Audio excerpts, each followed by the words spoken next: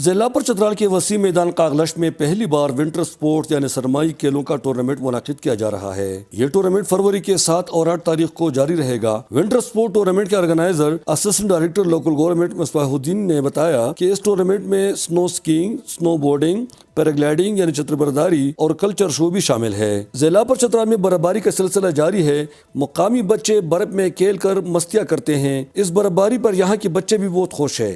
اور آج برفباری ہو رہی ہے، ہم کھیل رہے ہیں، بہت مزہ آ رہا ہے۔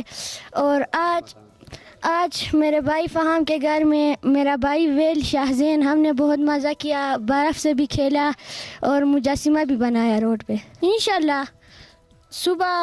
کل صبح میں جاؤں گا اپنے دادا کے ساتھ، اور وہاں مجھے موقع ملا تو میں بھی کھیلوں گا وہاں۔ موسم سرما میں برفباری کے دوران جہاں لوگ گھروں میں محصور ہو کر بوریت محسوس کرتے ہیں، تو اس قسم کے کھیل ان کے خون کو گرمانے اور چند لمحوں کے لیے محسوس کرنے کا واحد ذریعہ ہے۔ ونٹر سپورٹس سے موسم سرما میں ونٹر ٹورزم یعنی سرمائی سیاحت بھی فروغ پائے گا۔